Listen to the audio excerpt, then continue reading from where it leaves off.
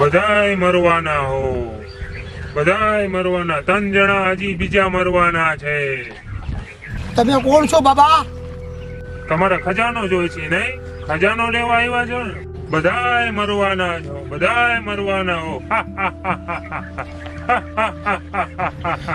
બાબા અમારે ખજાનો નથી જોતો, આ જંગલમાં નીકળવાનો રસ્તો બતાવો અમને.